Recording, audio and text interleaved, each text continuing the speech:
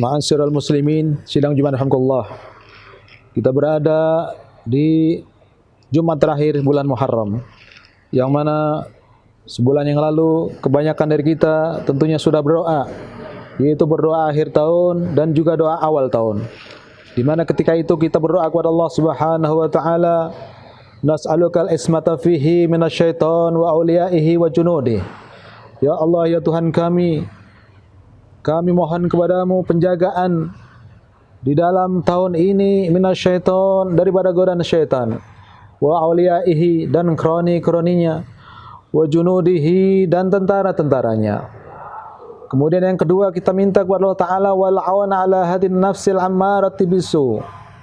Ya Allah, hamba mohon kepadamu yaitu pertolongan untuk senantiasa mampu mengendalikan diri, mampu melawan hawa nafsu al-ammarah bisu, yang senantiasa mengajak kepada keburukan. Hawa nafsu adalah membuat seseorang hancur. Rasulullah bersabda, thalathun muhlikat, ada 3 hal yang seseorang bisa hancur. Salah satu di antaranya adalah wahawan muttaba, hawa nafsu yang diikuti. Hawa nafsu yaitu cinta dunia, cinta harta, cinta jabatan, sehingga dengan mengikuti hawa nafsu akan menghalalkan segala cara demi kenikmatan sesaat, maka akan menghalalkan segala cara. Naudzubillah, tsumma naudzubillah. Kemudian yang ketiga, kita minta kepada Allah Subhanahu wa taala wal istighala bima yuqarribuna ilaika zulfa. Ya Allah, ya Tuhan kami, hamba mohon kepadamu agar Engkau sibukkan hamba di dalam hal-hal yang bisa mendekatkan hamba kepadamu. Wal istighal bima yuqarribuna ilaika zulfa, yang mana kesibukan untuk mendekatkan diri kepada Allah Ta'ala. Karena di akhir zaman banyak orang-orang sibuk dengan dunia, bahkan pada saat ini tidak mampu untuk salat Jumat, tidak mampu untuk salat 5 waktu, bahkan hadir dalam majlis-majlis ilmu, tidak mampu untuk salat Jumat. Mereka sibuk dengan dunia dan dunia.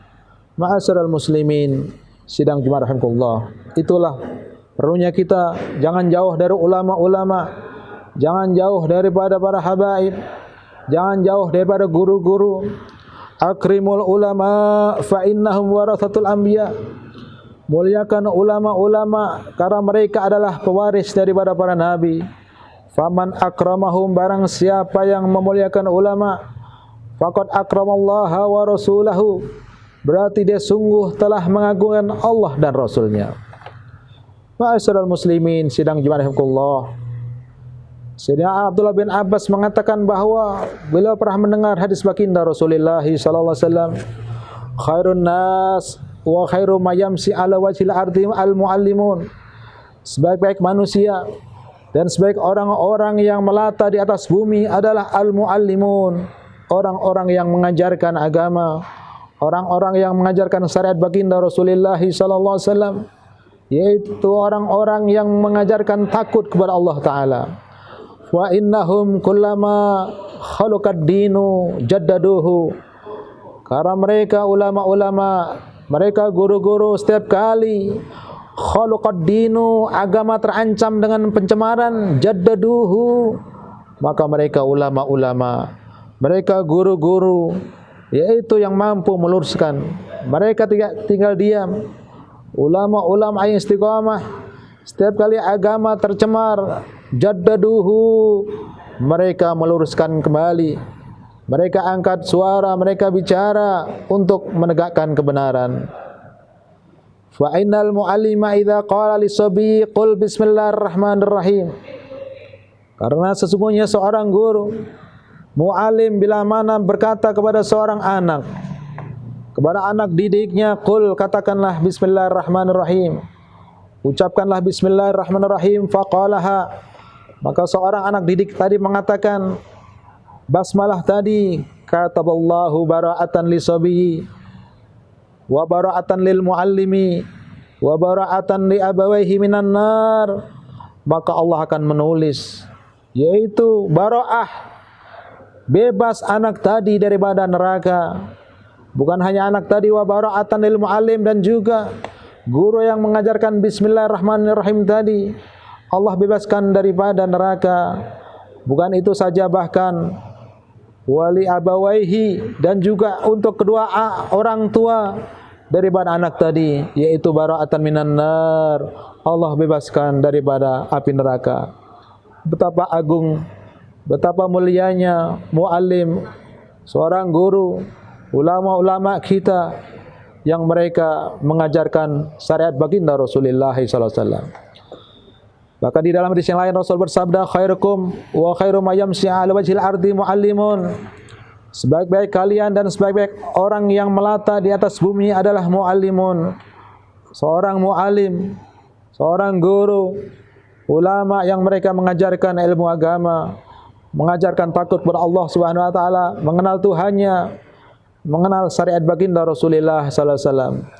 Au muta'allimun, atau orang yang belajar agama, orang-orang yang belajar syariat baginda Rasulullah sallallahu alaihi wasallam.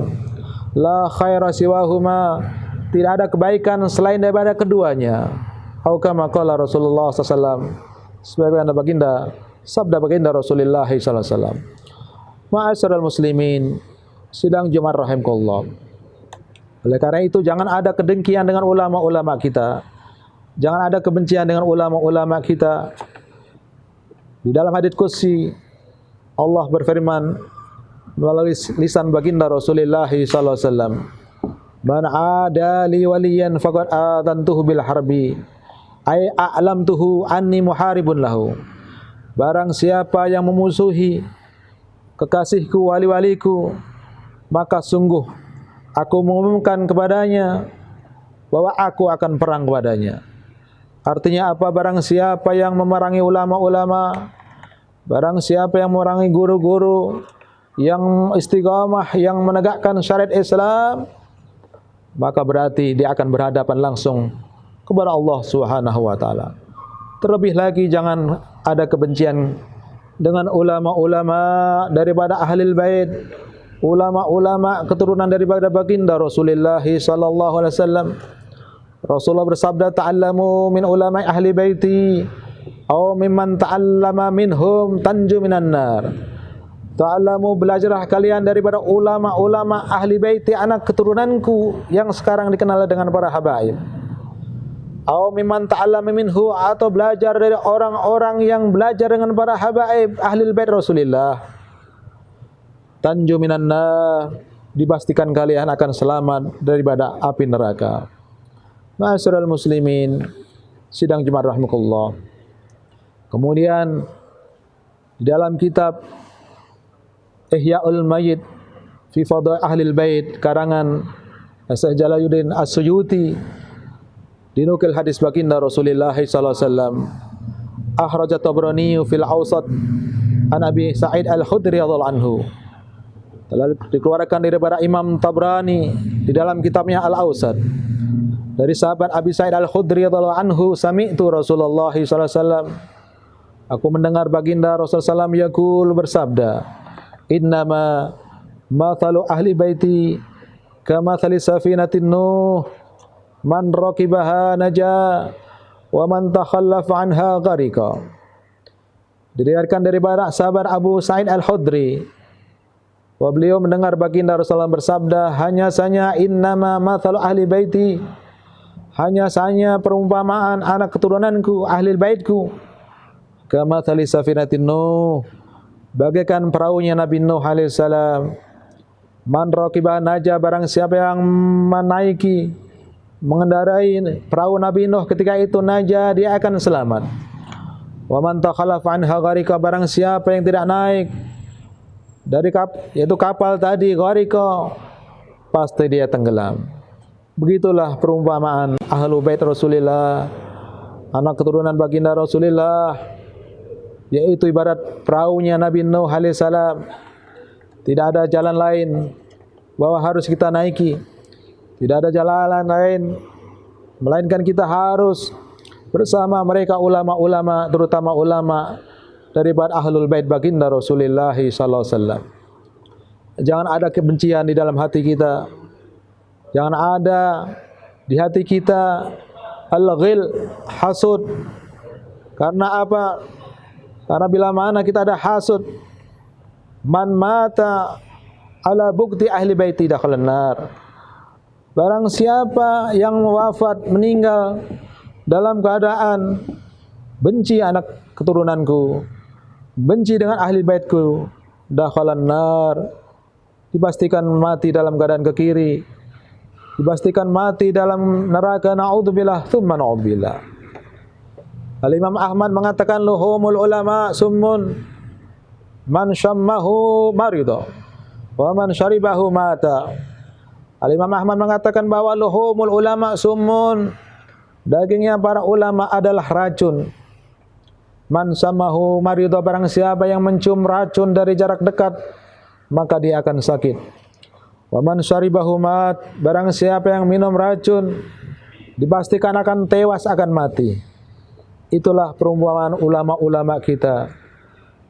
Jangan sampai kita ada kedengkian dengan ulama-ulama kita, terutama ulama ahli bait baginda Rasulullah sallallahu alaihi wasallam. Jangan sampai kita colek sehingga keluar darahnya. Jangan sampai kita ghibah, kita mencela dan seterusnya. Karena kapan dan cepat atau lambat orang akan benci kepada ulama-ulama. Orang yang benci dengan ahli bait baginda Rasulullah sallallahu alaihi wasallam, suatu saat pasti akan kena afatnya, akan dampaknya. Innallaha la yuhmil, Allah tidak lalai, walakin Allah yumhil, akan tetapi Allah Subhanahu wa taala yaitu cepat atau lambat akan memberikan balasan kepada orang-orang yang dengki, orang yang benci kepada ulama-ulama, terutama ulama daripada ahli bait baginda Rasulullah sallallahu alaihi wasallam. Mudah-mudahan Allah berikan taufik hidayah kepada kita semuanya, keluarga kita, anak-anak kita semuanya, untuk dekat dengan ulama-ulama. Mudah-mudahan di tahun baru 1442 Hijriah ini Allah berikan kesibukan kita, yaitu kesibukan yang mendekatkan diri kepada Allah Subhanahu wa taala. Sibuk kita dengan majlis-majlis ilmu, sibuk hadir dalam masjid-masjid, musala-musala, salat jamaah, sehingga pada saat wafat dalam keadaan husnul khatimah. Amin ya rabbal alamin. A'udzubillahi minasyaitonir rajim. Bismillahirrahmanirrahim. Wal 'asri innal insana lafi khusrin illa alladziina aamanu wa 'amilus solihati wa tawassaw bil haqqi wa tawassaw bis sabr.